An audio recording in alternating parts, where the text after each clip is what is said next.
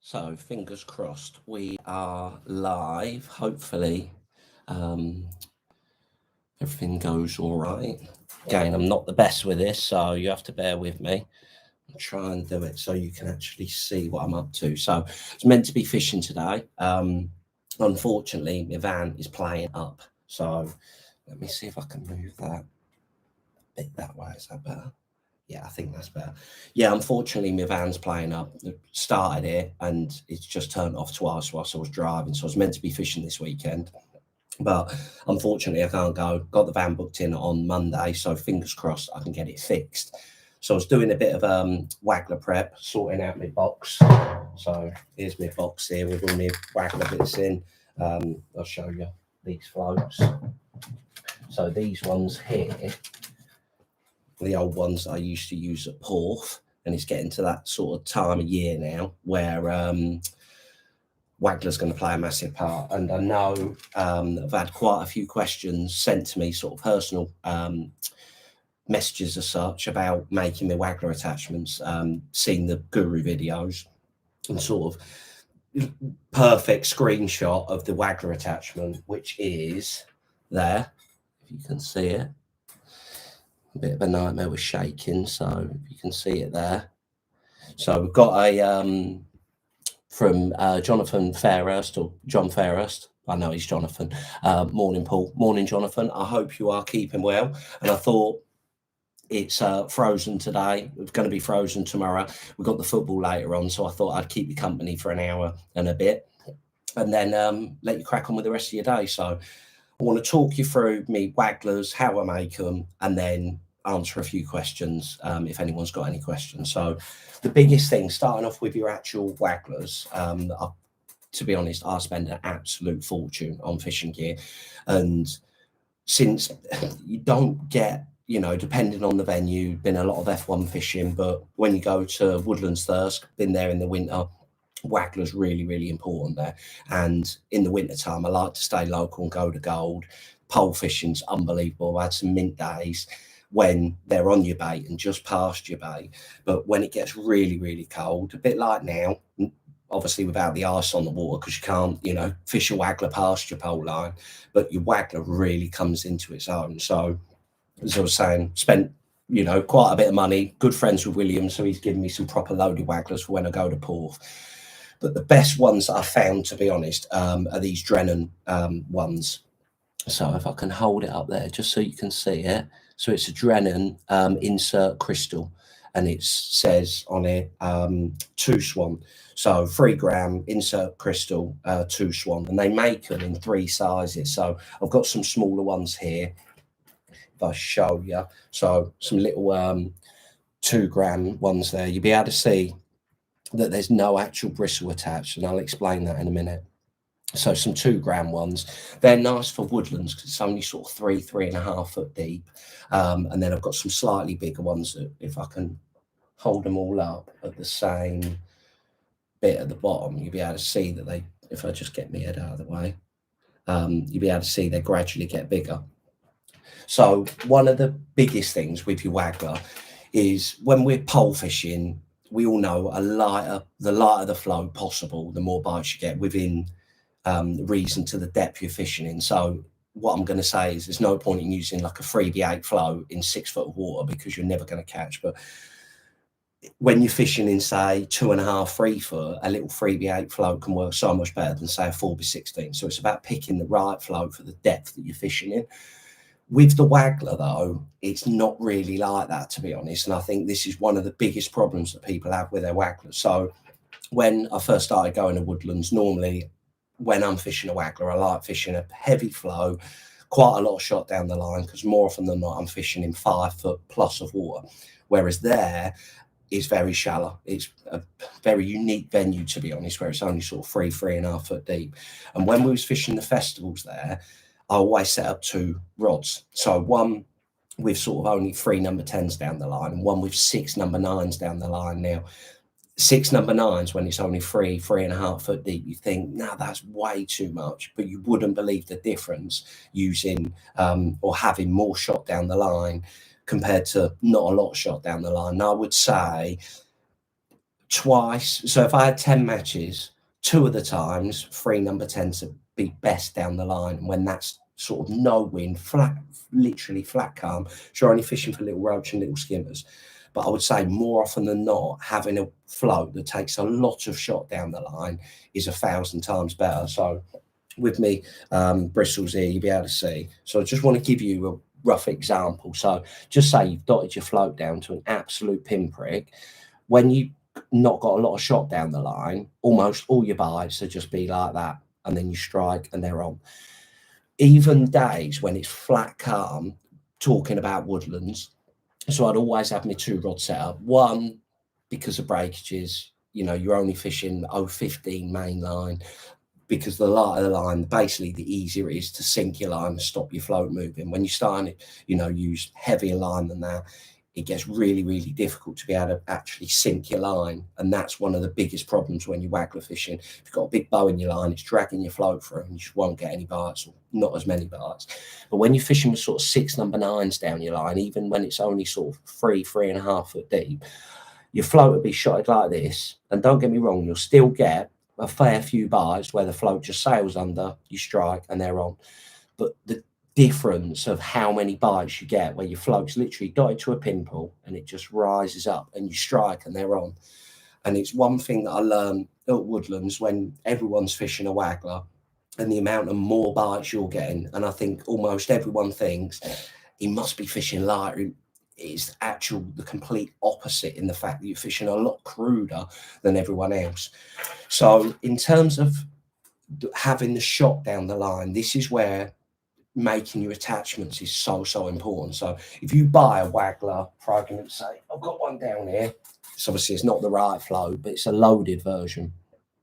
The problem is with these type of floats is you can only have X amount of shot down the line, and more often than not, the amount of shot you want down the line, if you want, say, 6 number 9s down the line, then you want a few around your float to stop it moving, the float will actually sink. So you have to make your own attachment. Now, when it comes to making your attachment, what's really, really important is you want sort of, I'm going to say, so I'm only guesstimating because I haven't actually weighed it with scales as such, but you want, I'm going to say 70% of the weight of whatever the float takes in the actual loading. And what that means is, just say I had 50% of weight in the float and then 50% of the weight that the float takes down the line. What'll happen is when you're casting, you've got 50% of, say, let's make it easy, let's say 30 grams for argument's sake. So I've got 15 grams here and I've got 15 grams down the line. When you go to cast it out, there's a transfer of weight all of the time, because you've got 50% down the line, 50% in your float, and that's what causes tangles. So you want 70% really. You want the float to take, you know, the lion's share of the weight, and that way when you cast it out, the weight in the float is always going to boss what's behind it, because there's more in front of it than behind it. So it goes out nicely and it just makes, you know, a tangle-free fishing. So in terms of when you're picking your floats to actually buy, you know, there's 1,000,001 wagglers on the market, and I'm going to talk you through the Drennan ones in particular, because to be honest, I think they're the best ones. The only downside to these is they're made out of plastic. Now, when it's really, really windy, using a peacock waggler is a little bit better. It just casts a little bit nicer, but it's very difficult to be able to get really, really good peacock wagglers. A lot of them, they're sort of bend. It's just the nature of the material. And the other problem that you have is when you're fishing a waggler, a lot of the time, it's winter time like this, you've got really, really bad light. So really low light levels. It's really difficult to see your flow. And one of the reasons why I love these floats so much is, one, because they're all straight, because they're plastic, they will not bend and twist. So again, that stops tangles. But the other thing that I like about it is the bristles, you know, the actual bristles pop off. So I've got a red one there, you know, and an orange one. So just a red one, a black one, and an orange one, or a red one. And then I've got some yellow ones down here that you'll be able to see. What's nice with these floats is you can just pop them off and put one on. So just say you're fishing away and it's sort of, you know, it's quite dark. you know, and your little black tip float stands out absolutely perfect, and you can see every little indication. And then just say the light conditions change, and all of a sudden now I can't really see a black one. I don't know whether a red one or a yellow one's going to be any good. So in the past, what I've tried to do is make me wagglers and have a black float and a yellow float and a red float. The problem is where you're dotting them down to an absolute dimple, you put another float on and it sticks out a bit too much. Say you've gone from your black one to your red one, and all of a sudden your red one sticks out a little bit too much, and then you put your yellow one on and the yellow one now sinks because you've dotted it down so much. So that's why these floats are really, really good in terms of the interchangeable tips, but also they're actually really quite fine, which is a nice thing, and they shot really, really well. So just say, oh, you know, I'm looking at going and buying some Wagglers. What one would you buy? So talking about what we touched on earlier in terms of you want, you know, the bulk of the weight in the base of the flow to allow yourself enough shot down the line, because more often than not, that is the best way of shotting it, to be honest. It's something that when I went to Porth a long, long time ago, one of my good mates, Tommy Hillier, I'm sure you'll all know him, not name dropping him as such, but when I was young and I had no experience, when I was going there, I'm saying, Tom, I'm missing a load of bites. And he's like, how much shot you got down the line? And I said, oh, you know, 5 number 10s. He's like, nah, you need like 10 number 8s. I'm like, 10 number 8s? I'm only fishing 6, 8 foot deep. And he's like, give it a go and try it. The difference it made is unbelievable, because a lot of your bites you'll get will be lifts, or your flow, you cast out, especially at Porth, where you're fishing off the bottom. You wind down, sink your line. And one of the things that I learned was, so I chuck my Waggler out, wind down, sink my line, and then start counting. So 1, 2, 3, 4, and you got to sort of between 8 and I'd say 14, depending on the depth that you was fishing at. Obviously, the deeper you're fishing, the longer it takes your float to settle. And I'd count, so my flow on my big 6 gram sort of, let me get one of the bristles out so you can see. These were normally the best ones, to be honest. And I just cut them down like so. So big old loaded. This is a perfect straight sort of peacock Waggler with the loading in the bottom. But the nice thing with these floats is the loading is interchangeable. So depending on, again, it's about having the shot down the line. So I chuck it out, wind down, sink the line, my float would pop up to say there, and then I count to say that float took 10 seconds before it went to like that. So it settled 10 seconds. With my Tipex pen on my rod, I just write 10 on it, because I'd have sort of 3 rods set up, one a count of 8, one a count of 10, one a count of 12. But the amount of times that I'd count, say this one, count to 10, I count to 10, count to 11, 13, 14, my float still, you know, stuck out of the water like that. I'd stride knowing that it's grabbed it on the way down. My float, you know, hasn't settled as such. So that's another good thing about having a lot of shot down the line. So what I'm going to do is I'm just going to pop these bits out of the way. So when it comes to buying a float, I would say you will not go wrong just buying one of these Drennan ones. And the one that you want is the 3 grams, so the 2 Swan one, because I can tell you how much shot it takes and the actual attachment to use. So what I'm going to do, I'm going to pop these smaller ones that I've got here. Some have got attachments and some haven't, and that's really important as well. So that one I think is a 3 gram one, so I'm going to put the ones that we're actually going to use there. So I'll pop these out of the way, and then I'm going to talk you through why you want, you know, 2 floats. So one with your attachment on, and what's really, really important is make sure you have one with no attachment. So the one with no attachment, the reason you want that is because once you set your rod up, so normally I like using 015 mainline when it's really, really cold, just normal reel line, pole line, so like 015 engage, 017 engage if you're fishing a bit deeper. So I get me line stop, so I thread one of those on the line, and then I thread, you know, my little snap link swivel on the line, and then another float stop on the line, So that's on the line. Then I've got my shot down the line that I want, and I normally like using some number 8 cubes around my float stop to lock it into place. But also it allows me to have more shot down the line if I want to. And then I've got my shot down the line and I've got my hook length. So when it comes to plumbing up, what you don't want to be doing is trying to plumb up with the flow shotted down to an absolute dimple, because you'll never know. Unless you're under, i.e. the float sinks, you'll never, and you'll be chucking all of the time, you will not be able to do it. So the best way of doing it, and again, what's nice with these is, even if you float, just say you don't want to buy these ones, you buy whatever float you want, but just say it didn't have that at the bottom, then literally just by getting a float adapter, again, Dren and sell these, and just pop your float on. So now what's important is you've got the eye, but you've got no weight in your float. It's really, really important. So now by using a little 10-gram plummet, that's really important. You don't want to be using anything more than sort of a 10 or 15-gram plummet. And the little 10-gram Guru ones are absolutely perfect. So I'm going to set my float roughly where I think it is in terms of plumbing up. So I'm going to chuck out, and one or two things is going to happen. The float is either going to lie on the surface, or the float's not going to be there. If the float's not there, obviously I need to deepen up. If the float's lying on the surface, I need to shallow up. So I wind back in, just say for argument's sake for this, our float's lying on the surface, come back in, shallow it up 6 inch, and just say my float cocks to there and then there.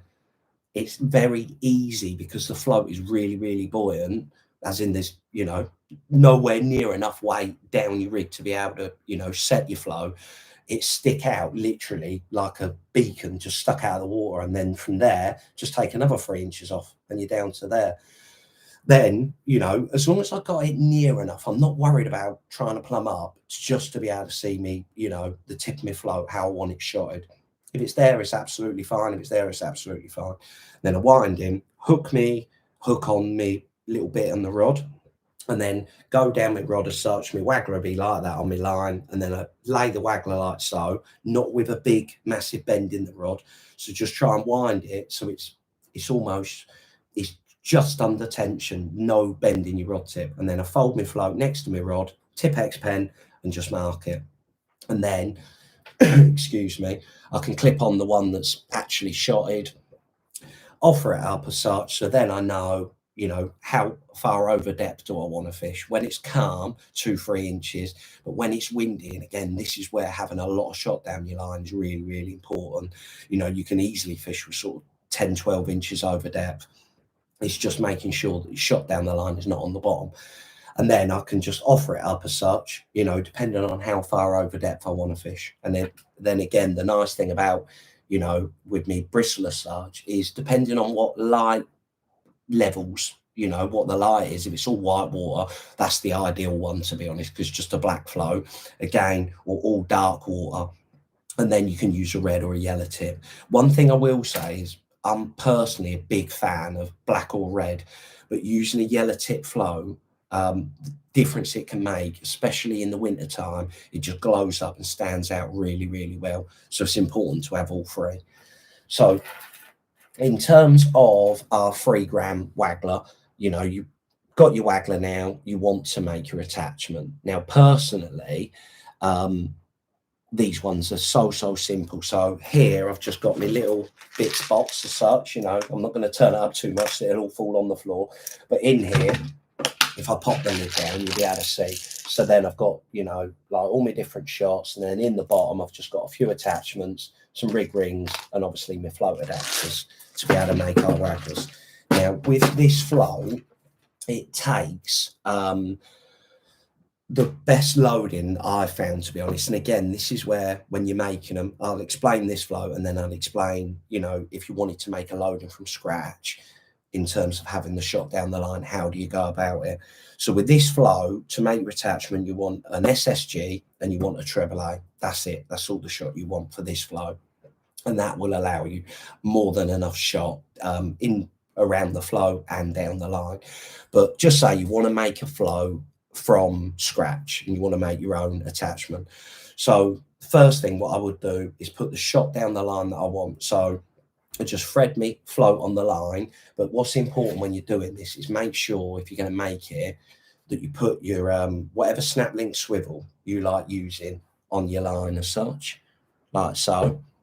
And then what I'll do is get some line, thread my float on as such, put the shot that I want down the line, then make sure I've got some, number 8 cubes in and around the float. So 5 or 6 is ample, to be honest. The difficult bit then is trying to find the weight to be able to set it correctly, because your big shots obviously come in big increments. So the difference between a BB and an AA is a lot of shot, if that makes sense. And again, the difference between an SSG and a treble A is a lot of shot. But if ever you're worried, just say I've made my attachment out of a treble A and a BB, but I've still got that much float showing. What you don't want to do is try and add another shot around your attachment. You're better off having the shot in number 8 cubes, in and around your float. That's far better than having an attachment with 3 shots on it. So again, a really, really simple guide, but you only want 2 shots. So whatever attachment you make, whether you're making them for these wagglers, whether you're making them for pellet wagglers, you only want to ever have 2 shot. Now here, hopefully if I can hold it still, you'll see my rig rings this side, and then my biggest shot, then my adapter, and then my smallest shot. And again, that's really, really important. You can have 2 of the same shot either side of the float, it's not a problem. But whenever I can have a bigger shot and a smaller shot, I'd much rather go for that, because by having your biggest shot next to your rig ring, which is where you're going to attach it onto your main line, when you cast out, the biggest weight is always leading the cast. And again, on the retrieve, the biggest weight is always coming back first. That's really, really important.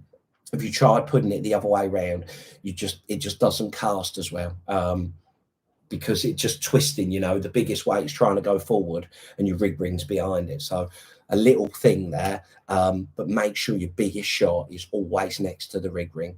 And then what we're saying, when you're making your attachment, don't worry about having, some number 8 cubes around your actual attachment, in terms of next to your float stop. So with this float, the way that I've got it with an SSG and a triple A, it will take 7 number 9 shot down the line, a few trimming shots, so a few like number 13 cubes. That's what I like using rather than shocks. I'm going to ping them off, or number 12s. And then it actually takes 10 number 8 cubes around the your float stop. So I normally have 1 above it, 9 below it. And again, you want cubes there, because with your cubes, they butt up really, really nicely together. You don't want to use shot, because with the shot, it's almost like a caterpillar effect, if that makes sense. So it's up, down, like that. It's giving your line something to catch on. Whereas when you're using 9 number 8 cubes and you butt them all up next to each other, it's just a little straight lump that just helps, you float your line, fold over on the cast, and again on the retrieve, it just stops tangles. So that's what you want, and that's what that float takes. So 1 SSG, 1 treble A, 7 number 9 shot down the line, a few trimmers, and then 10 number 8 cubes around the float. And again, it's the majority of the weight around the float. That's really, really important. But having it shotted like that, what is nice is, just say I'm fishing, I don't know, just say it's really windy and I want a lot more shot down the line. I can easily then have 8 number 8s down the line and just less around the float. But the lion's share of the weight is always going to be in and around the float. So when it comes to, I'm going to make our attachment now, talk you through our float bristles, and then we'll do our questions. So what do you actually need to be able to make your attachment? So what you want is some 20-pound IQ2. This stuff actually comes in a crimping set. So some 20-pound IQ2, little set of crimping pliers, some 0.6 crimps. Then you want a lighter, and you want some rig rings, and they come in loads of different sizes. So I've actually got So you'll be able to see there, this one, these are extra small ones here, and you'll be able to see they're absolutely minute. Now, those little rig rings are perfect. Just say if you want to make a feeder link. So if I hold it, get my head out of the way, so you'll be able to see little eye at the top. So if I hold it from here, and then you'll be able to see the rest of it. If I can move out of the way. So again, you can use this stuff to be able to make, you know, some feeder links as well. But when it comes to making your Waggler attachment, I'd go for sort of the large rig ring. So we want some large ones. So you're going to get me rig rings out, and then you want your IQ2, probably one, I don't know, 10, 12 inches. You're better off having a little bit more than what you think you're going to need. So I'm going to get my shot out. Now, when you get your shot, I'll show you the shot that I use is this anchor one. Really, really nice. I've used that shot, you know, in terms of big shot for a long time, and they're absolutely lovely. But when you take them out, some of them, they might be a little bit, you know, closed. So just open it up with your fingers. Now, one trick that you can use, I'm trying to think of who I might have seen this from. I think it might have been Andy Powers, actually. But by getting a baiting needle and squeezing the shot around your baiting needle, what that does is it opens it up a little bit. I'm just going to get me, I might have to get the other pliers. It's just by squeezing the shot around your baiting needle like so. What that does is create a groove in your shot. So when it comes to putting your line on, you can do it like that if you want. To be honest, I normally just take my time doing it. It's really, really important that your shot goes on nice and straight. So you get me shot, open it up, and now I've got my AAA. So first thing, slide your rig ring on your fluorocarbon and meet it in the middle. So you've got your tag ends, both sides, and then I've got my rig ring like so in a loop. So, you know, make sure you've got more than what you need. So again, the biggest shot you want to put on first. And now what's important when you're doing this is to take your time and try and get it nice and central.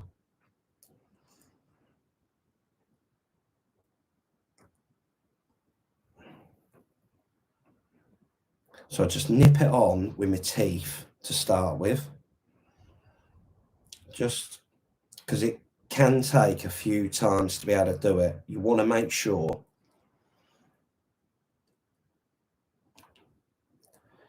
it's dead central to your shot, in the middle of your shot, if that makes sense. So if it's not gone quite right, just open it up with your fingers a little bit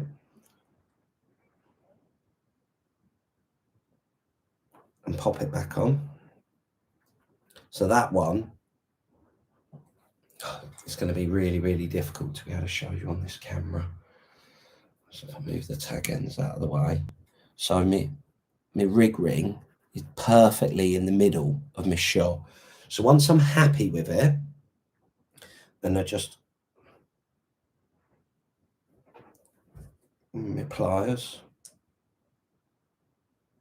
And it's worth taking your time when you're doing this because they last forever, to be honest. And the straighter it is on the line, the least amount of tangles you're going to get. So you'll be able to see when I've done my fluorocarbon, it's just a little bit short at one end, a bit longer than the other end. So again, just butting them up next to each other and trimming them off so they're roughly now the same length. And with your float adapter, this goes through both bits of fluorocarbon like so. So you'll be able to see my float adapters on the line. So I butt that down, and now it's a case of putting the next shot on. Again, making sure you take your time and line the splits up nicely.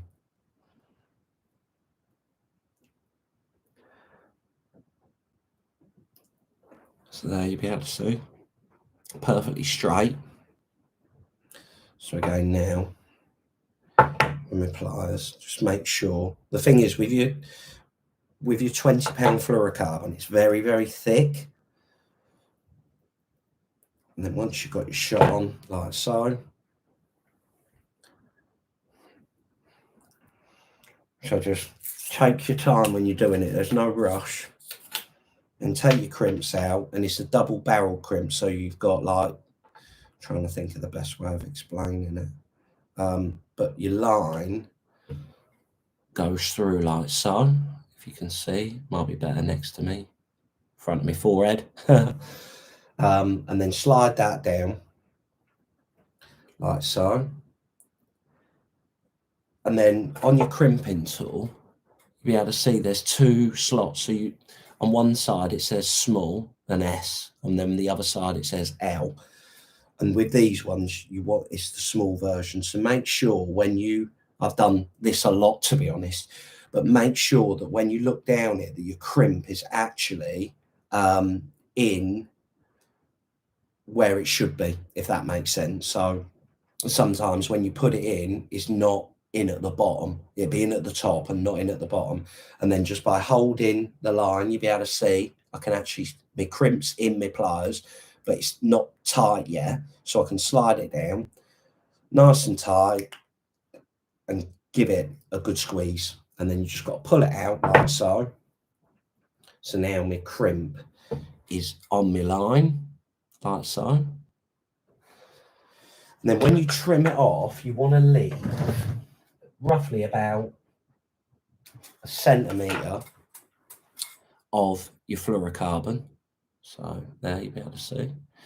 And then this bit, you need to be not rapid doing it, but reasonably quick. So what I'm going to do is I'm going to melt this fluorocarbon, wet my fingers and blob it around the end of my crimp. So melt it down, wet my fingers and just blob it around the end of my crimp like so. Won't burn your fingers. And there it is. So it's nice and neat, and it's got movement as well. So again, this is another thing that's really, really important. If you're finding you're getting tangles, what it is when you put your float adapter on, depending on how long the actual stem of the Waggler is, you'll be able to see here, there's movement. Now, if this bit's a bit longer and you butt it up right down, you're creating sort of a fixed T, if that makes sense. So that's your, obviously, that's a T. That's how I describe it. And then the bottom bit. But if there's no movement here, what'll happen is it's too stiff. And again, that's what can create tangles. You need movement in your attachment, like so, with your float. You need that movement. So when it comes to casting, the float folds, and likewise when you're striking and you're retrieving, your float can actually fold. So a little simple thing, but if you're getting tangles, check that bit. Make sure that, you know, if it's too close, just put your finger and your thumb next to it and just create, you know, a gap between the bottom of your float adapter and obviously the stem of your Waggler, and you'll find you won't get any tangles that way. So that's our attachment made. And then lastly, I'm going to show you about the bristles of our float, and then we do our questions. So pop them back in a little, pop my little bits away so I know where everything is. Pop my fluorocarbon out the way. And again, when it comes to making your feeder link, it's exactly the same, to be honest. So you put your little rig on, crimp it on, and then just leave like a centimetre of a gap, put your snap link swivel on, put your crimp, you know, put your crimp on, and then thread your snap link, and then back through your crimp, likewise with the top bit, thread your crimp on, thread your little rig on, and then back through the other side of the crimp, you know, crimp it down, and you can make your own little feeder links as well. So lastly, what's really, really important is, it's always really, the most important thing is being able to see your float. It doesn't matter how, you know, oh yeah, that looks absolutely lovely. If you can't see it, it's no use to you whatsoever. So when you actually buy your you can buy them separate. So I've got a few here, and that's how they come. So you'll be able to see, because I've got a light here, they glow up really, really nicely. But everything inside, so easy to see, pop the light on, perfect. One thing that I've found is with your, your black float, best thing, permanent marker, Sharpie or a nice permanent marker. And I always like having permanent floats. The thing about trying to do it on the bank, when your float gets wet, it doesn't really, adhere to it very well. So I just have some deliberate black bristles. And then when it comes to me red and my yellow ones, you'll be able to see this yellow one. It actually glows up really, really well. But it's actually quite dirty, to be honest. It needs another coat of paint. And then the same with our red one. Just by getting the best stuff that I found, to be honest. Again, I'm not an expert at this. I haven't tried every single paint that's on the market, but using the Sensors paint, red or a yellow one. They do sell a black one, but I much rather just use a black Sharpie for the black one. But having your red or your yellow, and just giving them a coat, that really, really helps being able to see your flow. So one thing that's important as well, when you buy your paint, this paint, it goes off really, really quickly. I think it's almost like, I want to say it's sort of a cellulose type of paint. So when in it, you'll be able to listen. Can you hear that ball bearing bouncing around? And that's just mixing all of the paint up. So when you're going to paint it, don't just buy your paint and then just get it out, and wipe it over your flow. You need to mix it up. So with this, a bit like spray paint, you just want to give it a good shape. Make sure that paint's, beaten around as such, because once it's, like any paint, whatever it's mixed with, you'll always find that, the heavier parts or water-based paint, being a decorator, I know what it was like. The paint, it might stand there for God knows how long, to be honest, and you'll find that basically all the colouring is in the bottom, and whatever it's made out of will be on top. So if it's water-based, it'll be on top. If it's oil-based, it'll be on top. You need to mix your paint up. So just by giving it, a good shake around as such. And then when it comes to actually painting your flow, is you don't need to be super quick at it. Oh, just knocked it over. You don't need to be super quick at it, but don't play around with it too much. The one thing, whenever you're painting anything, so if you're spray painting your top kits, whatever you paint, you'll paint it and it won't look good, but once it's dry, it'll look 1,000 times better than it ever did. So you just got to paint it, put it down, let it dry. Don't be sat there going, oh, that bit didn't cover, because you just mess it up where it's starting to go off. And if that happens, the best thing to do is let it go off, pair of scissors, just scrape it off and start again. So when you're painting your float, so if I do it here just so you can see, let me move that down a bit. It don't really matter if you can't see it yet. So with your paint, it's important with this paint, because it goes off quite quick, to leave that in your paint, not letting the air get to the paint. That's really important.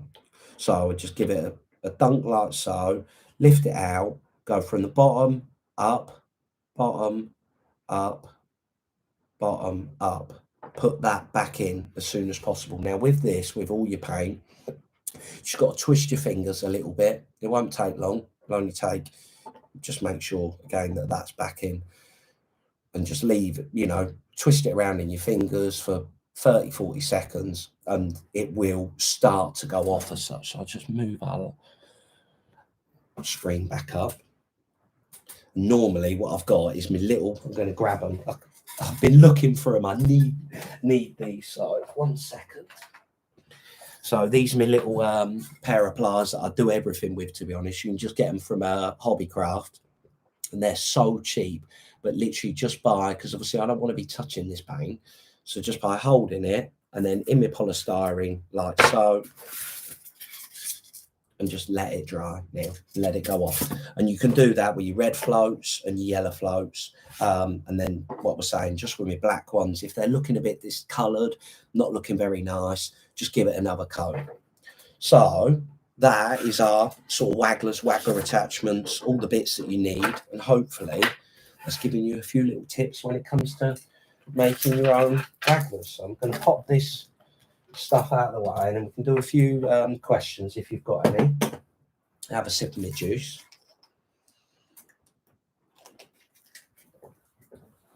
And then hopefully we'll do a few questions. Keep you occupied basically until the football starts. So I'll go back up to the top. So our first one from Jonathan Fairhurst. Good morning, Paul. Morning, Jonathan. Robert Round. Morning, Paul. Morning, Rob. Gary Hearn. Morning, Paul. And he's got a question here. Do you still list the Wagglers on your website? I'm thinking, 1 minute, Gary. Let me grab me up a Waggler box. 1 second.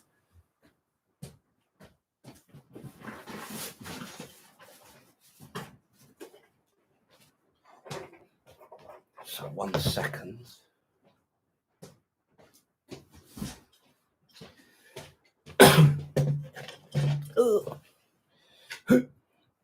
Just jump back in. So this me pellet Waggler box as such. So I'm sure this is what you mean. So with any, your Waggler fishing, getting stuff, you can buy stuff, that's mass produced. So the best ones that I think are the Guru ones. Dara have made some as well. So what's nice with the Dara ones, I'm sure they're 5, 7, or they might be 7, 9, and 11 grams. Your Guru ones are 6, 8, and 10 grams, and then the bigger ones are 10, 12, and 14 grams. So what I mean by a bigger float, so when you make it, big float works at gold by just chucking a loaded Waggler to the rope without feeding anything. That works really well. And then your pellet Wagglers, they come in. Let me get my little fingers in this pot. So you've got 6, 8, and 10 grams there, like so. So with your pellet Wagglers. So there's the bases, 6, 8, and 10 grams. And these, you can actually just go and buy from the tackle shop. But it's like anything. The more you do something, the more little things play a massive, massive part. So just like when we're shallow fishing, we know that certain floats, smaller the flow can work really, really well when the conditions allow. But when it's windy, you need a heavier one. The problem is with these Wagglers, obviously they're quite involved in terms of making them. And because I'm a bit, what's the right word? Because I've done a lot of it as well in the past, I know the difference, it can make between, say, using a 6 gram float and an 8 gram float. And the more options you've got, because the conditions always changing, when you're fishing a pellet Waggler, so just say when we're F1 fishing, and tunnel's a perfect example because there's a line level limit there. So you've got a 4-inch line, and that's too long at times. You get little stabs and you can't hit them. So it's so important to keep your line tight. But again, the noise it makes when you slap your rig over, that can have a massive impact on how many bites you get. So it's always the case when you're fishing shallow. I think the best rule is the lightest possible flow that doesn't move. But when you're trying to hold like a 4-inch line and you still miss bites, imagine what it's like when you're fishing 20, 22 meters, 25 meters. You loose feeding 8mm pellets. Trying to keep your line tight from your rod tip to your flow is so, so important. So like anything, everyone's getting better all of the time. And I just think the more options in terms of the floats you've got makes a massive, massive difference. And I've done a lot of pellet Waggler fishing in the past. So with those 2 floats, I've got a 6 gram and an 8 gram. They're my only choices. And they're sort of really, in terms of your mass produced, I want to go and buy a float, they're the only options you've got. Now, with my floats, and again, these were, it was William that I know that first made his own Wagglers. And then it was, I actually got one off Pem. And when I looked at it, I'll never forget it, because Pem sees white really well. And the float, this wooden Waggler that you give me, had a white, some obviously mine's red there. That bit was white on Pem's. And I was on the Middle Lake at the time at Gold. And these floats, Dave Churchwood foam Wagglers. These were the only floats that I used because they were that good. And he was saying to me, William said it to me, and I was a bit like, oh, I don't know, they seem a bit crude, to be honest. Again, talking about the lightest possible flow that you can use. When it's calm, or even with a bit of wind, those floats, a foam Waggler, to be honest, you get so many more bites. And I've got some even little diddy ones in here. That one's tangled around me float thing, some little diddy ones when it's flat calm. Make a massive difference. Basically, you know, using those are the only floats I use. But this day on the middle lane, it was really windy, and however I cast my flow, it was landing, it's just moving all of the time. There's a bow in my line. And I got this wooden thing that Pem gave me, and I put it on, and I've not had a bite for ages, to be honest. And I've chucked it out, and it's like, boom, landed, and it was almost like fishing with a bomb. That's how tight it was from my rod tip. It went boom, and it was a bit loud, and I thought, oh, I don't know. And then I've struck, and I've caught one. I've ended up catching a lot, you know, and I've tried my foam Wagglers and not caught. So after then, it was like, Will, give me a float, Pem. You're not having this back. I need to make my own. So with my Wagglers, you might be able to see, I'm going to line them all up. It'd be difficult to be able to line them all up because I need to put the actual, you know, the discs level with each other, if that makes sense. But you'll be able to see they're numbered, and they just gradually, and I know that number 6, I think, is like a number 5. So a 4, and then the 6 gram Guru one, which is actually sort of a number 5. And then I've got my number 6, my number 7, and then my 8 gram Guru. So from, I'm dropping them now. So from just having 2 sizes, I've got so many more options. If I just tilt this down, so I might even be able to line them up for you. So I've got basically like a 0, a 2, a 3, a 4. My 5, number 5, is like a 6 gram Guru. So that one will go there. Then I've got my number 6, then my number 7, and then my 8, which is, so 1, 2, I've got 1, 2, 3, 4, 5, 1, 2, 3, 4, 5, 6, 7 different options that when most people have only got 2. So I think that's what, you know, you're talking about in terms of your, you know, the Waggler bits. To be honest, it's really difficult trying to get them. So the best place to get your loadings is from a place, if you speak to, you can message him on Facebook. I'll just tilt it down a little bit.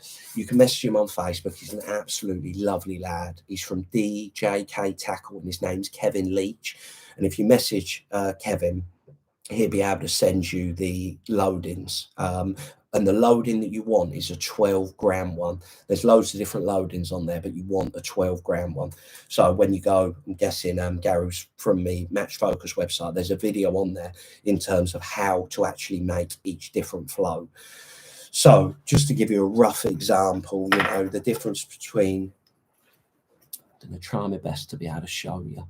So my number 1 is just the loading itself.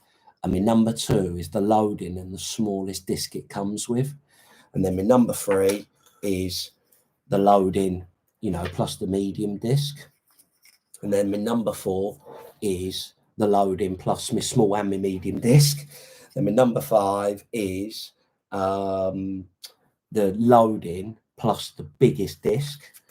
My number 7 is the small and the biggest. And then my number 6 is the smallest one and the biggest. And then my number 7 is the medium and the biggest loadings that it actually comes with. And then you can just sit down and make your own Wagglers. But no, unfortunately not, Gary. They're not on the website anymore. But what I was saying, if you speak to Kevin Leach, you'll be able to find the actual loadings on there. I've still got some discs and flights if you want to get them. To be honest, the hardest thing is getting the actual disc, because a lot of them, they're just not very good. So if you want some discs, just send me a message on Facebook, however many you want. They won't be expensive. The postage, to be honest, will be more expensive because I got them actually made for us. So they're the perfect thickness, and they've got the right hole in the middle. to be able to get your loading in, and they're the right diameter as such. So if you just message us on Facebook, I can get them sent out to you, no problems in the post. The last thing that you want to have got some flights upstairs, but if you go on to sort of a Dart website, they sell the flights individually. So again, I bought quite a few in bulk for our subscribers. Just try and make it cheap because it is quite expensive when you're buying them, especially the loadings. So it's just trying to make it as cheap as possible for all of us as such. I've just bought a bit in bulk, but I've still got some discs. I've got millions of discs. They'll never be a problem. I don't know how many flights I've got, but what we're saying, if you go onto a Dart website, I'm trying to think of what it might be called. But if you just Google a Dart website, you know, playing darts as such, you'd be able to buy the flights separately. You just want plain white ones, you know, you don't need anything fancy, just the cheapest, whitest ones. And the white helps because obviously you're going to paint them your different colors. So that's what I would say with that. So hopefully, Gary, that helps you. That helps, you know, answer your question. Our next one's from Danny's Angling blog. Morning all. Morning, Danny. Our next one's from Chris Weddle. Morning, Paul. Morning, Chris. I hope you're keeping well. So just go down a bit more. This one's from Adam96. Any tips for Lindholm willows next week, mate? Was going to fish maggots, long pellets, short. Willows. I'm just trying to think. To be honest, Adam, I don't go there very often. But what I would say personally is, the thing is, I don't know if it'd be frozen or not. It might be frozen. So if it was froze, I would break the ice and try and make fish, you know, not like ridiculously long, like 13 meters, 14 if you can, but just break out a small channel. I think that'd be really, really important. And personally, I'd probably just feed a tiny amount of crushed expander. And when I say a tiny amount, I'm literally talking like a little wet, almost sloppy blob, like the size of my thumb, and probably 6 or 7 maggots in it.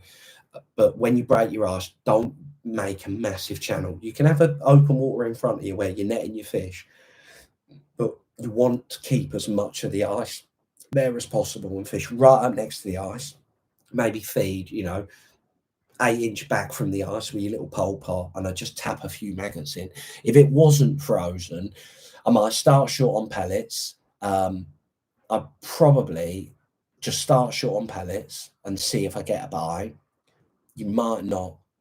If I didn't, it wouldn't take me long, and I'd just fish long and just again feed a tiny amount of crushed expander and just start, you know, potting a few maggots and loose feeding a few maggots. And your short line, personally, I'll just throw live maggots there, because I think the last, depends, I don't go there enough to be honest, but it might be worth dropping in, you know, say maybe after 2.5 hours, see if you can nick an odd fish, then go back out long. But dropping in short, last half an hour, 40 minutes, I think you will get some bites there, just throwing a few live maggots. The only other thing that you could do long if you wanted to is maybe have 2 lines, so left and right, you know, 10 o'clock, 2 o'clock. I would personally be looking at fishing sort of 14 meters, that sort of distance, because I just feel like the further you can get into the lake, the better. You maybe start at 13, 2 lines. And that way, if you mess one up, maybe feed a bit too much, got a problem with feeding me, I like to feed a bit of bait. If you loose feed a few too many maggots, or, you know, potting a bit too much, you can alternate between 2 lines. But that sort of way, I'll just be potting in a tiny little bit of ground bait and then just trying to fish maggots after that. I'd only feed a little bit of ground bait, just try and get some fish there. That's how I would look to fish personally if I was going. So hopefully, Adam, that helps. But like I say, I don't go there enough, to be honest, to be able to say this is definitely what I do. But I know there's some skimmers in there as well, some F1s, that's sort of your target species. So I think tiny little bit of ground bait, loose feeding, potting some maggots, throwing some maggots short. I can't see you going too far wrong doing that personally. So hopefully that helps. And then this from Jonathan: mint those attachments, float, fly straight, and lands properly every time. Definitely, you know, the one thing with your fishing is you can buy a lot of stuff, to be honest, more now than you ever could in the past. But little bits of effort, you know, doing a bit of prep at home and making your own attachments makes a massive difference. So what I want to show you is, if I can show you my two sort of pellet wagglers. So these two are the same float, but you'll be able to see, if I twist it, one's got a smaller weight and one's got a slightly bigger weight. And what that does is, this float is, you know, with not as much weight in it, the float's actually quite buoyant. So if I hold my finger, it'll probably sit about there. And sometimes that can be really good. The same flow, but having it dotted to absolutely nothing, sometimes that flow is a million miles better than that one. And they're the same flow, they're just how they're shotted, just like your pole fishing. I think that was any rod and line fishing, the biggest bit of advice I could give you is exactly the same advice that somebody gave me, Will. And he just said to me, think about pole fishing, and wherever rod and line fishing you're doing, be it bomb fishing, feeder fishing, waggler fishing, everything that you know about pole fishing, you're just trying to replicate that with your rod and line fishing. And when you think about what we set up, and, you know, we'd never look at using, say, for argument's sake, like, I don't know, a certain type of flow on the pole for that bait. Yeah, with a waggler, you know, you ain't really got a lot of options as such. So doing that little bit of work at home make a massive difference to, you know, how many fish you catch. So 100%. That's why I wanted to do this. I thought, I'm doing it today. I've got to do something before the football starts.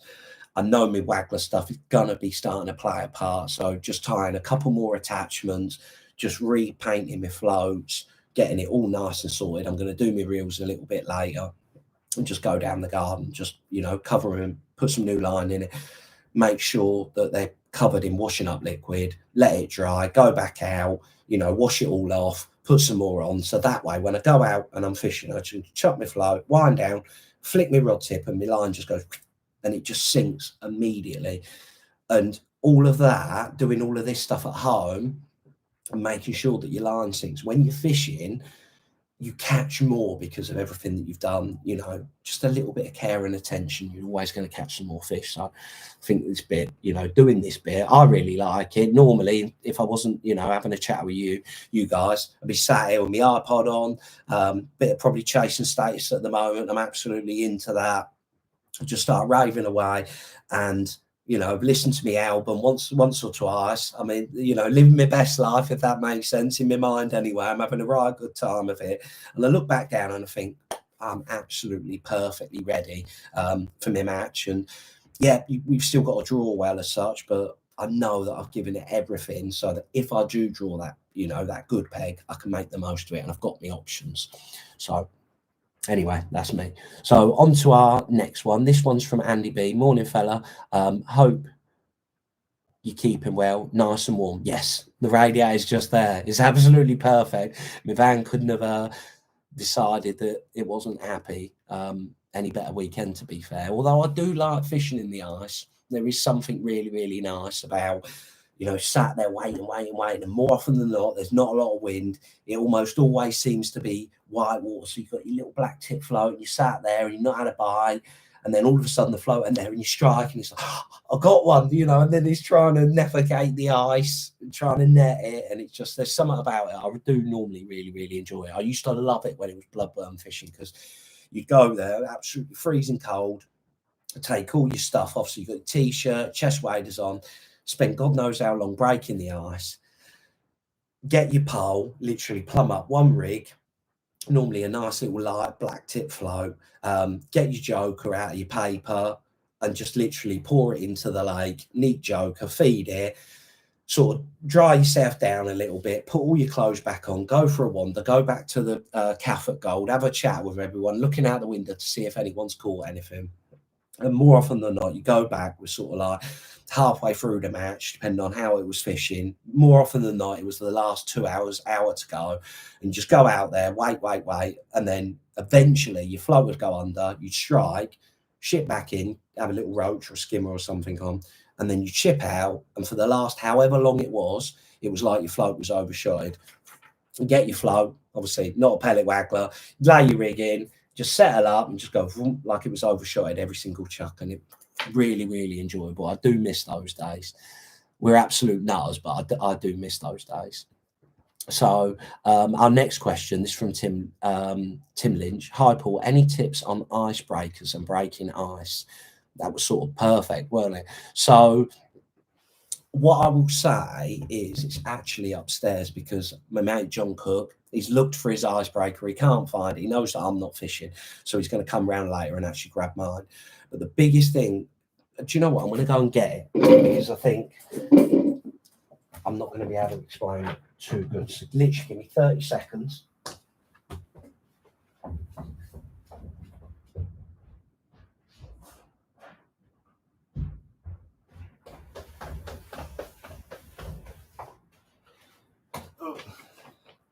So I've got it in here, in my bucket. It's a bit heavy. So, first thing, I'm going to pop it down here, make sure I don't crush anything. So I've got a little pair of adjustables. The most important thing when it comes to breaking ice is having some proper gloves. If you learn one thing, is this. Been in the past, your hands are frozen because obviously the water is liquid ice. You can't feel a thing with your fingers. If you do not wear proper gloves, and trust me, I've done this at Willer Park, I'll never forget it. I've looked at my hands and I've just got bubbles all over my fingers where I'm breaking the ice, but I cannot feel a thing. Make sure you get a proper set, you know, of what I'm going to call proper workman's gloves, you know, not some little thin things where the water's going to get in. Make sure you get some proper gloves, because it's hard graft at times, especially when the ice is thick and you're pulling the rope. Do not get blisters on your fingers, please. Get some proper gloves. So if you're thinking about doing it, go to like Screwfix, you know, B&Q, anywhere where they sell proper gloves. That is number one. So when it comes to sort of, again, it's trying to get something that is mass produced that you can, you know, just go and buy. I've actually got an icebreaker. I've not used it, and I got it from Baz Bride at the tunnel, and it's sort of a block. It's in the shed and it's quite heavy, and it probably take me a couple of minutes. So I'm not going to go and grab it. But again, it's being able to buy something that's mass produced. So the best thing that I found, to be honest, is a kettle weight. So you'd be able to go to like Argos, John Lewis, especially with the gym nowadays as such. It's so popular.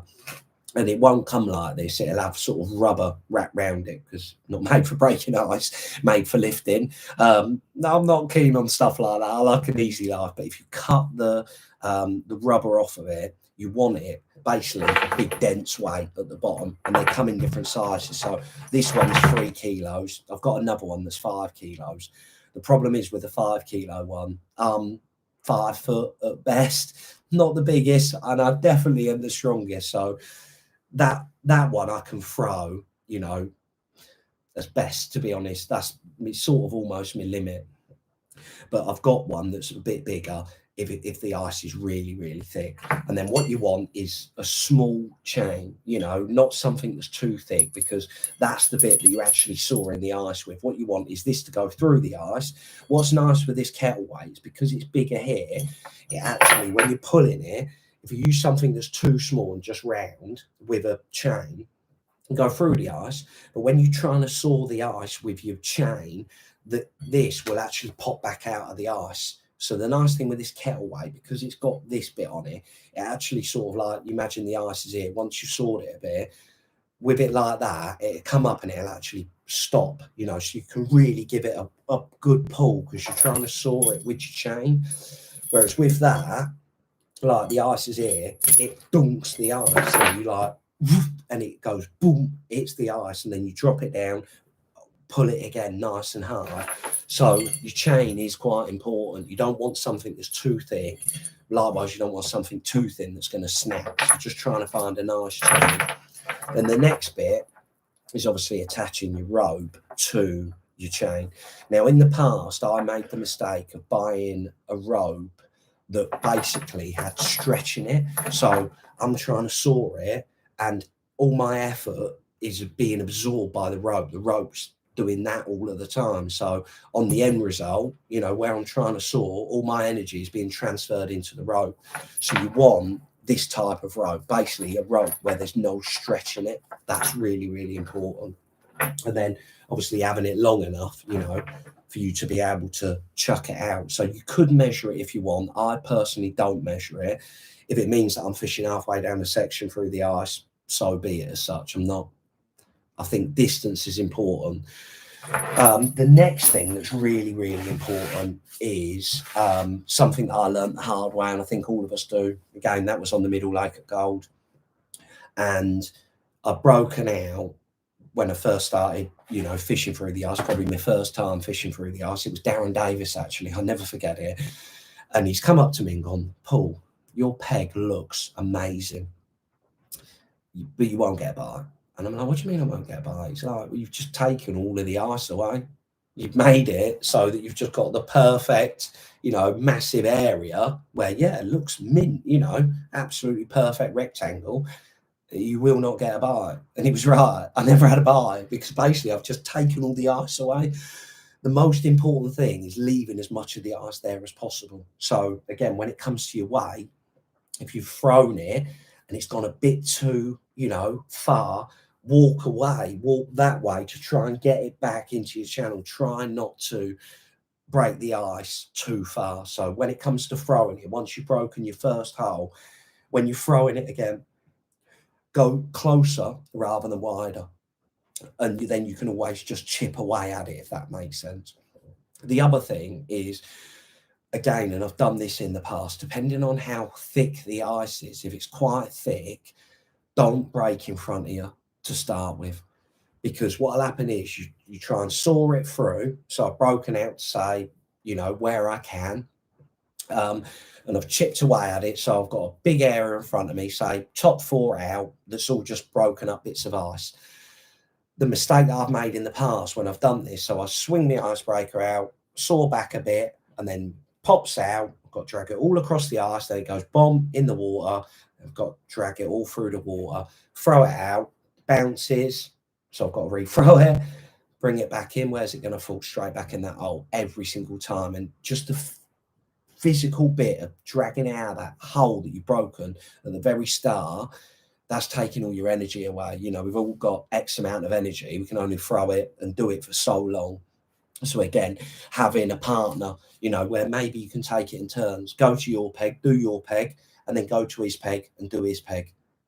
That helps, to be honest, where you can just take it in turns. So you go, give it a saw until you're like, let him have a go back, do his, you know, do his bit, and then do your peg and do his peg.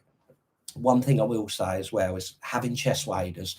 Again, everything gets wet. Your rope's in the water, the chain's in the water. You're throwing it in all of the time. So make sure you strip off a bit. Don't do it in your fishing clothes. If you know there's ice there, maybe take a spare set of clothes, spare t-shirt, you know, a spare jumper. So once you've broken the ice, you're going to be sweating.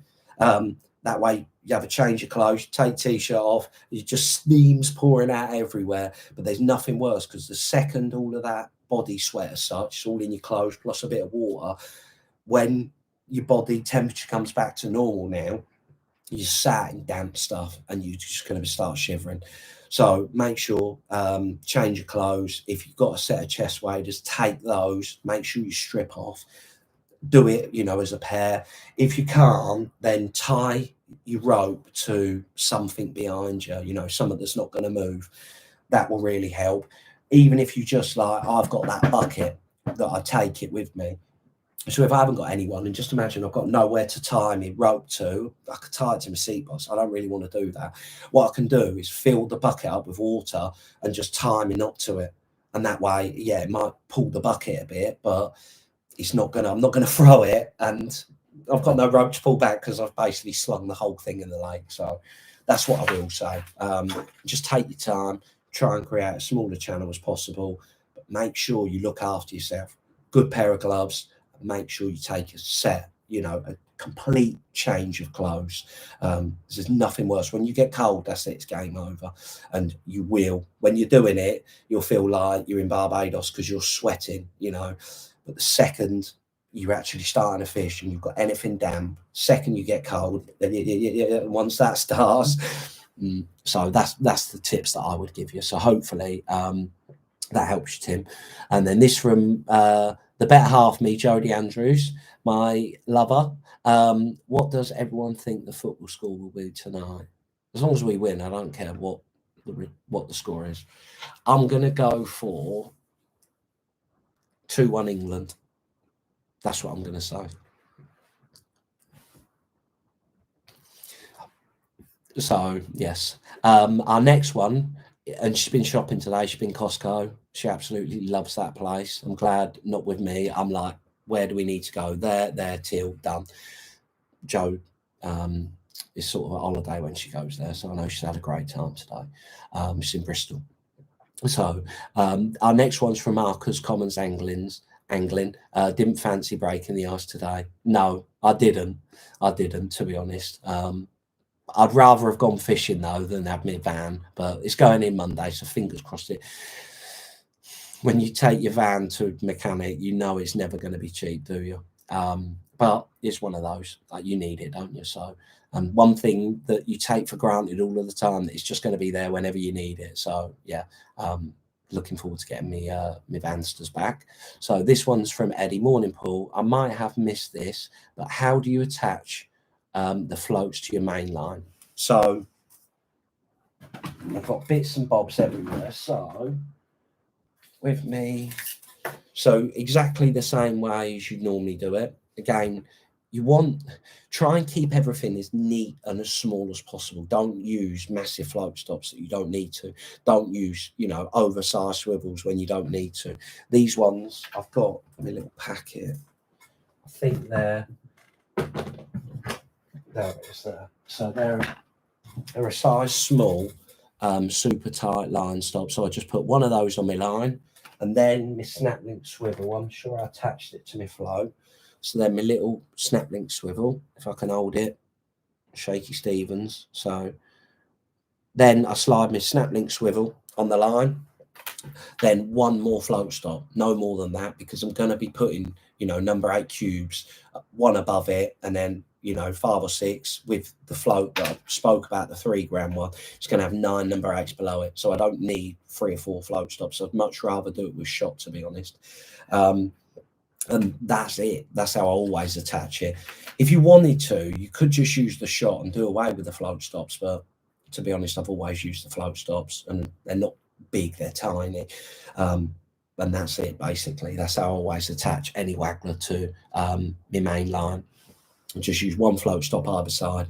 And if I feel like it might slip, rather than having more float stops, I'd rather just put 1 or 2 number 8 cubes there, because that definitely won't move. So that's how I've done it. I don't get many tangles, so I'm not going to change. So that's all I would use, Eddie. So on to our next one. This is from Thomas Fletcher. Morning, Paul. Love the channel. You covered hooks on your last video. I use Kaizens for margin work, LWG for shallow. Is there a place for an MWG for, say, short 8-meter pellet line, or LWG? Cheers. So give me a bit of juice.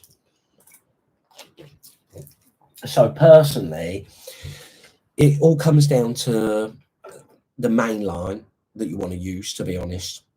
And the main line is normally the size of fish. So let's say, for argument's sake, I want to fish 06.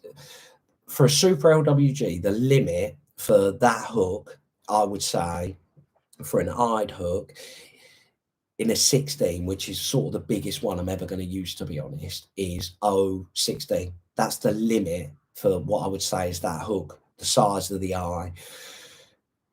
And I'm going to talk about this for eyed hooks and spade hooks. So for an eyed 16 super LWG, that's the biggest one that I use if I'm going to fish like a 6 mil or even an 8 mil pellet.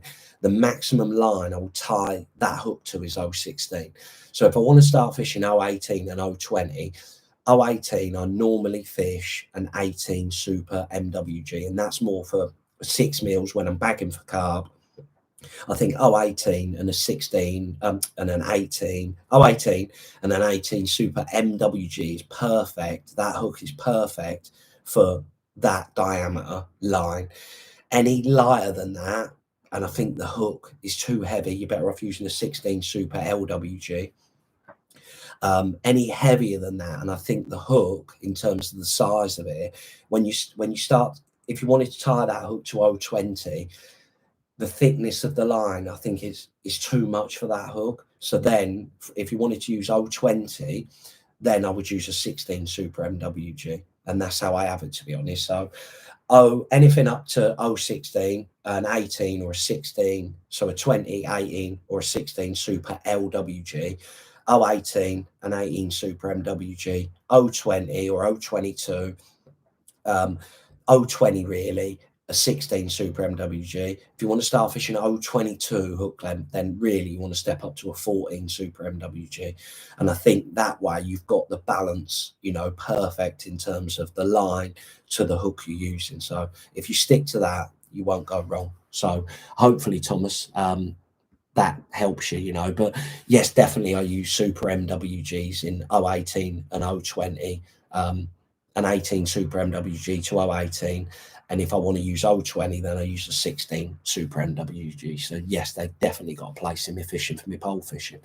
So this one's from Kevin. What's your top tip for fishing in the winter, Paul? Top tip for fishing in the winter.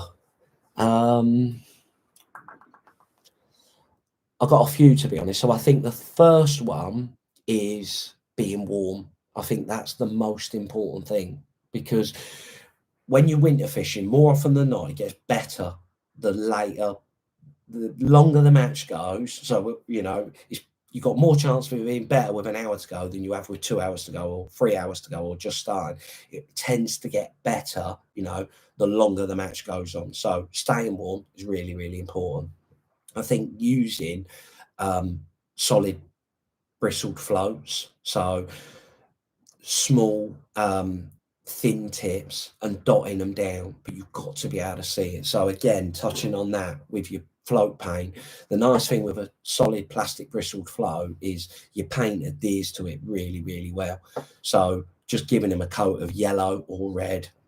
Yellow stands out really, really well, especially when you've got broken line. So if you're fishing, say, on the far bank, you know, of a canalised lake where it's all sort of brokeny line, a yellow tip float works really, really well. That's what I will say. Dotting your float down.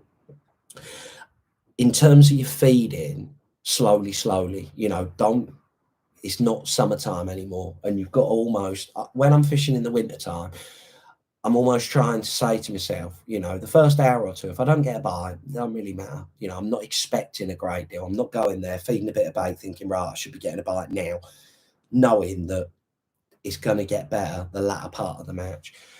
In terms of bait, feeding tiny bits of crushed expander wherever you go, and live maggots, you know, is a brilliant, brilliant way of being able to fish. The nice thing with live maggots is they move, you know, and even though the water's really, really cold, they move and they're just attractive to everything.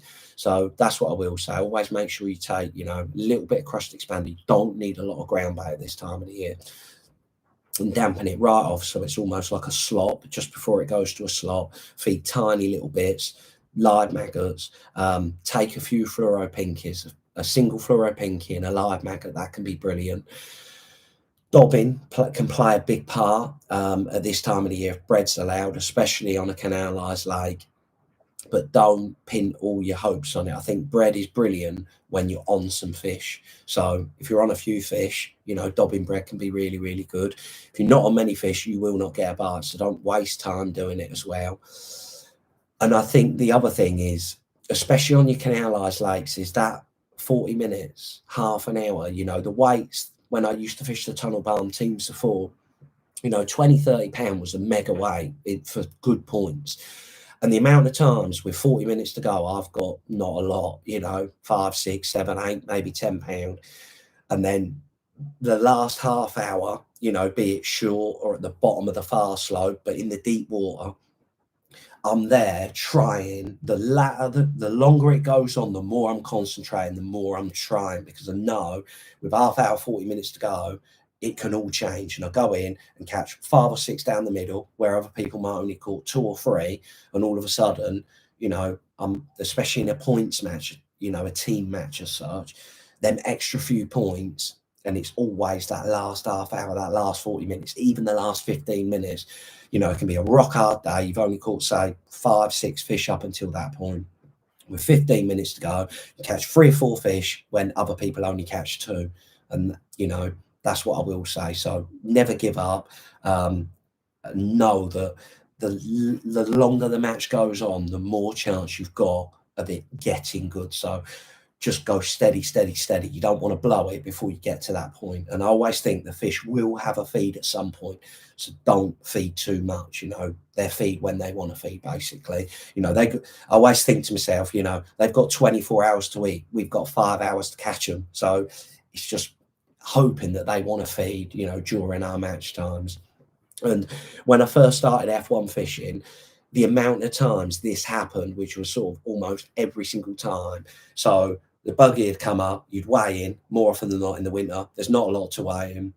And I used to fish, the Saturday, and then I stay at tunnel Saturday night, fish Sunday match.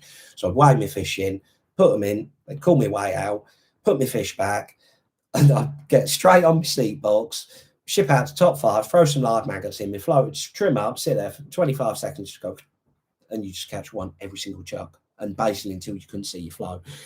So when that light starts fading, the closer it's getting to that point, the more chance you've got of having a little run. So that's what I would say. Never give up. So hopefully there's a few little tips there for you. So that's from Kevin. And then this from Roland Jones. Hi, Paul. Made 10 pole rigs the way you do them. Good tip. No problems at all, Roland. Yeah, but it's always good to have some, good rigs tied up as such. We've only literally got 2 more questions, so sort of perfect timing, really. I've taken up enough of your Saturday, but hopefully I've given you a few little tips and kept you company until the football starts. So this one's from Sam Wood. Hi, Paul. I fish a venue which is 5 to 6 foot deep. Would you still use a 3 gram Waggler? Cheers. Yes, I think that's perfect. 5 to 6 foot. I think that flow is absolutely spot on. At Gold, I would say it's sort of 6 to 7 foot, and that's sort of what I would say is the limit of this flow. I wouldn't really want to use it in any deeper water than that, but yeah, having that and having sort of 7 number 9s down your line. One thing I will say is, say if it was 5 foot, I'd probably have my last shot, I'd use a 5-inch hook length, and I'd probably have my last shot probably 8 inches, 9 inches from the hook, and then just taper it. So I'd have 1 number 9, say 8, 9 inches from the hook, 1 number 9, say 3 inches above that, another one 3 inches above that, and then 2.5 inch, 2.5 inch, 2 inch, 2 inch, an inch, and then, gradually get them tighter up as such. That's what I would say. But yeah, I think that flow is tailor-made. It'd be absolutely bang on, to be honest, for the depth that you want to fish in, and having that amount of shot down the line is really, really good. I think that's sort of the perfect amount, to be honest.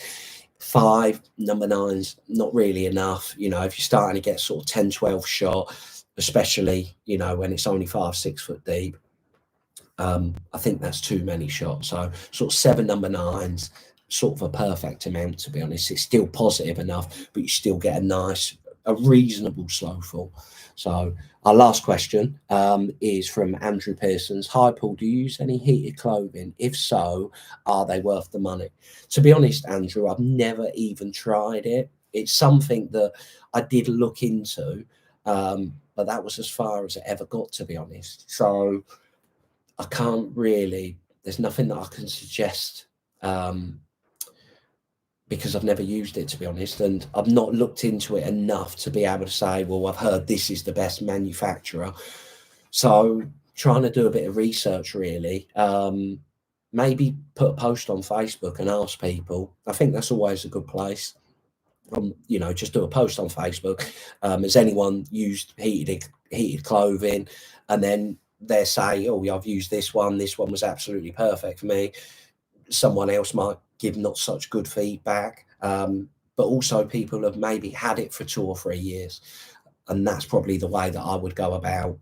If you're looking at getting some, just put a post on Facebook and you get plenty of people comment on it and give you the advice, you know, from what they've spent their hard earned on and such. So that's what I would say with that.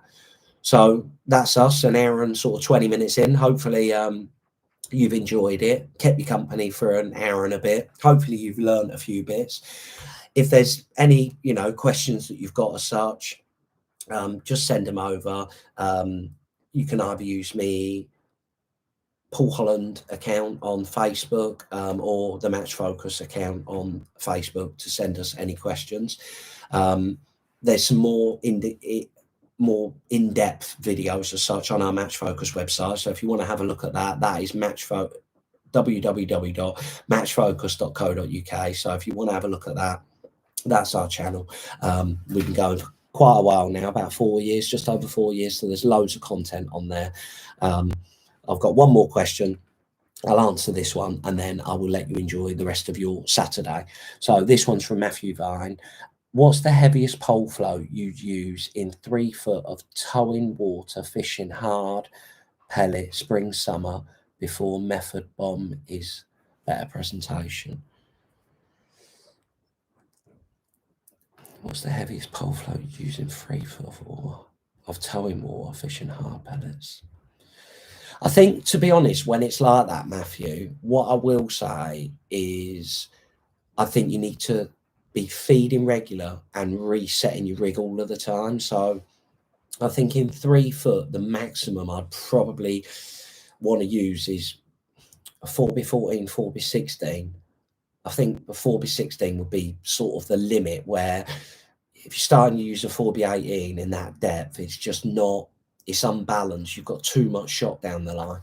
So I'd probably look to use, say, a 4x16 float and drop my float in, throw my hard pellets in, try and let my rig run a bit, and then lift up, you know, and sort of swing it in up tow, if that makes sense. Hold it out, drop it in, sort of try and hold it as best I can, and then lift my rig up, flick it in, feed literally 2 pellets, lay my rig in, 2 pellets, lift my rig in. And I think that's the way I would tend to fish. So instead of feeding more, I just feed like 2 or 3 pellets, lift my rig up, flick it back in again, and try and get it so that once it's settled, I'm holding it, and you might only get 10 seconds of opportunity where it's on that bait and you catch it. And then, but I feel like that's how I'd be more looking to fish. So 4x16 flow, drop it in, few pellets, and once it's gone, lift it up, flick my rig in, and sort of hold it, drop it on, let it run again, try and hold it as best I can, lift it out, flick it in again, 2 pellets. And that's how I would try and fish. You know, be active, keep laying your rig in all of the time. And if that doesn't work, then what you're saying really, sort of little method feeder. I wouldn't fish a bomb personally, little method feeder and just underarming it, maybe throwing some pellets on top of it. I think that's sort of the only way you can fish when it's like that. I know when I went to, I've only been there twice.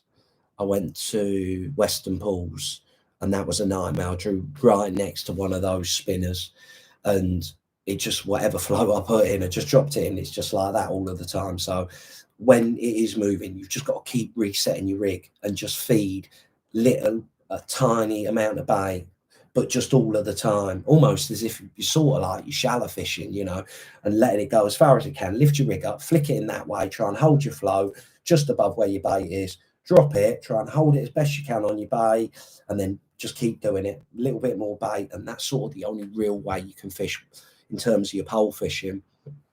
Again, maybe put a little bit more line on the bottom, maybe 2-3 inch over depth, just so the thing is, when it's towing that hard, it's always going to be tight because your flow is actually dragging your hook bait through. So if anything grabs it, your float's, you know, it's in contact with your float all of the time. But I wouldn't really want to go any more than that, because I'd much rather just keep lifting and laying my rig in all of the time and just feeding a little bit of bait. I think that'd be the better way of going. If that didn't work, just underarming a method or fishing a method wherever you know that line is. So hopefully there's a bit of help there for you, Matthew. So that's us done. I hope everyone's enjoyed it and I've kept you company for a little bit. Enjoy the rest of your Saturday. I hope you have a lovely day. If you're out tomorrow, wrap up. If you're doing your ice breaking, biggest thing, please don't, honestly, make sure you get some good gloves. That day at Willer Park is etched into the back of my skull. I'll never forget it because I've got these stupid gloves on that basically take on water, and I've not felt a thing breaking the ice. I'm happy as Larry. I'm in my t-shirt. Like, if you probably looked at me, there's steam pumping everywhere. That's how hard I'm sweating. Really excited. I've drawn a good peg. I'm looking forward to fishing. I want to catch a few. I know I'm going to get some bites. Taking my gloves off, and my hand, look, I'm not exaggerating, like Mr. Blobby. They were bright red with clear spots everywhere. And honestly, they were horrific. So please, I don't even go as far as saying I'll buy you some. Never put yourself in that position. So anyway, I will love you and leave you, let you enjoy the rest of your Saturday. And yeah, if you're out tomorrow, best of luck. And I will do another live on YouTube soon. I want to start doing a few regular ones as such, because I know that sort of time's getting a bit tough and stuff like that. So I want to keep company over the winter, hopefully give you a few tips as and when I can. So yeah, enjoy the rest of your Saturday. Fingers and toes crossed for later. Fingers crossed. Oh, it'd be amazing, wouldn't it? Be amazing. So enjoy the rest of your Saturday, and I'll catch up with you all soon. Take care.